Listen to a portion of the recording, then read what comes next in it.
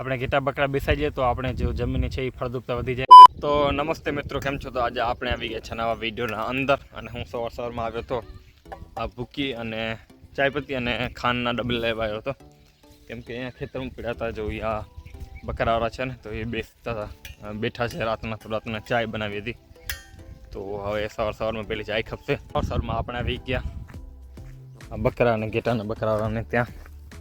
હમણાં બેઠા છે ચાય બાય, મને લાગી પીધી એમને. આપણે થોડોક લેટ થઈ ગયા.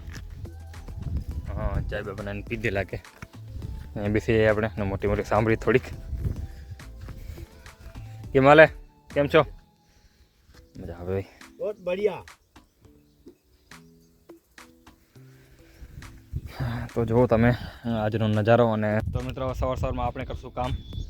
તો કામ કરશું આપણે ખડ કાઢવાનું છે. અને મિત્રો જુઓ તમે, તો કાલે આપણે આ ફૂલો આવ્યા હતા, એટલે આ બીજે કંઈક ઉગ્યા હતા રોપા, તો બધા ઉખડીને મેં અહીંયા વાવી નાખ્યા. જો અહીંયા કેરો બનાવી નાખ્યો છે મોટો. અને હાલો તમને થોડુંક આપણું દૂધીનું પણ બતાવી દઉં કે કેવી છે દૂધીની પોઝિશન. મિત્રો જે દૂધીના માથા ચલાય છે, કેમ કે દવાનો છંટકાવ કરવો પડશે એવું લાગે છે. જો તમને અંદર દૂધી પણ લાગી છે, થોડી લાગી છે. જો આમાં ફૂલ પણ લાગી ગયા છે અને દૂધી પણ લાગે છે. અને બીજો ગવાર છે અને બધું મિક્સમાં છે. થોડું બધું વાવ્યું છે, શાકભાજી બધી વાવી છે આપણે.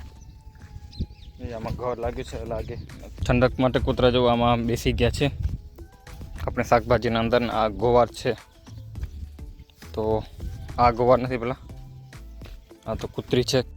તો મિત્રો આપણે સવારમાં લાગી ગયા ધંધે. હવે આપણે એરંડા કાપશું અને એરંડા રીંગોળ છે, પછી સાંજે ભેલાણ આપવાનું છે આમાં. અને છે કોકો કાચા છે, પણ કાચા આપણે કાપશું નહીં, કેમ કે કંઈ ફાયદો નથી. અને બકરા ખાશે એટલે ચાલશે. તો જુઓ તમે, હવે ખાલી રાડા દેખાય છે, પાંદડા તો છે નહીં. પાંદડા તો બધા ખરી ગયા છે. તો એ છેલ્લે છે કાપી લઈએ. અને ઓનિકોર તો કાપી લીધા છે, થોડાક જ બાકી છે સમજી લો. ઓનિકોરથી કે સમજી લો અડધું બાકી છે, એમ થોડુંક તો કરતા અડધું બાકી છે. અને જો કાપવાની સ્ટાઇલ જો ઘણું બધું ઊંચું. હું થયો ચપ્પલ કૂતરા લઈ ગયો. તો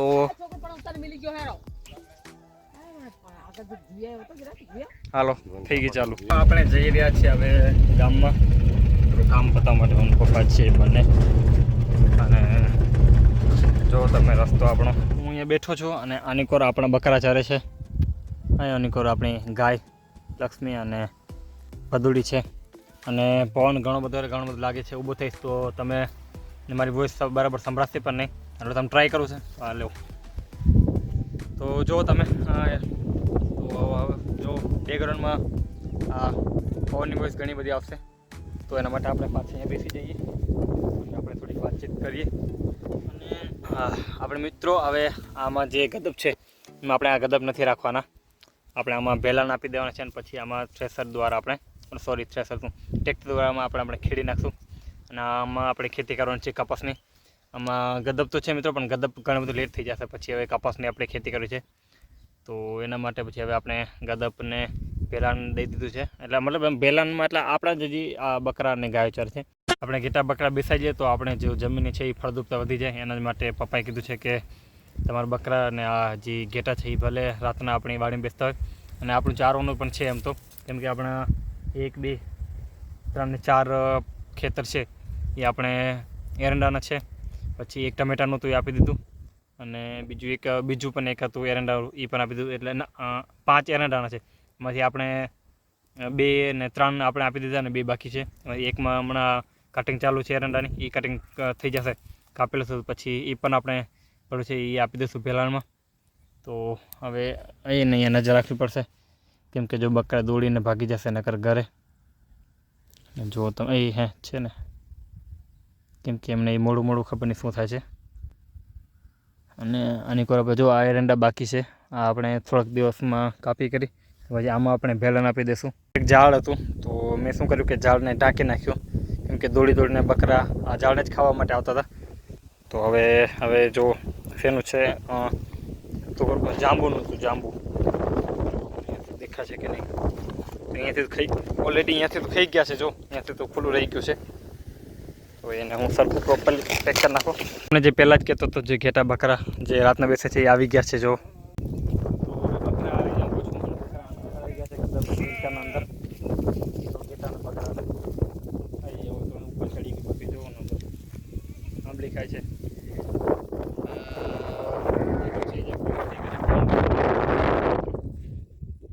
વોઇસ બરાબર નહીં આવતો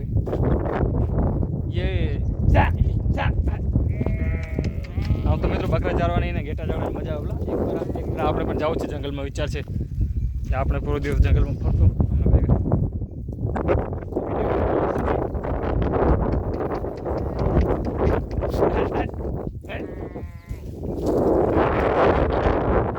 તમને આમની અવાજ સંભળાવું. જો બોલ્યા ઉપર આવરો ઉપર આવરો જોજે.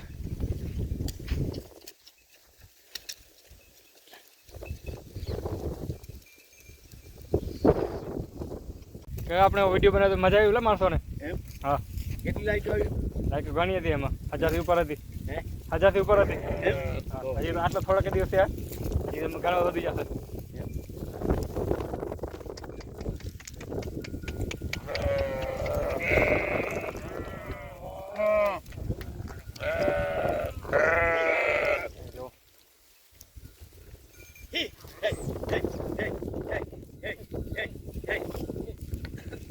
इस सज्जन को बोला क्या तकलीफ है.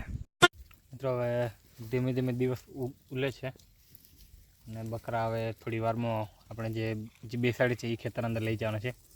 આના અંદર હવે તમે જો એરંડા પણ કાપવાનું ચાલુ કરી નાખ્યું છે એમને, જેમને આપણે ચારો આપ્યો છે એમને જ.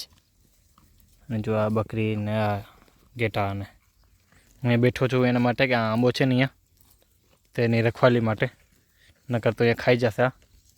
અને આની કોઈ છે ને રીંચકો પણ છે, ગદપ આપણો રીંચકો એટલે ગદપ, તો એના અંદર હાલ્યા ના જાય એના માટે અહીંયા જ બેઠો છું.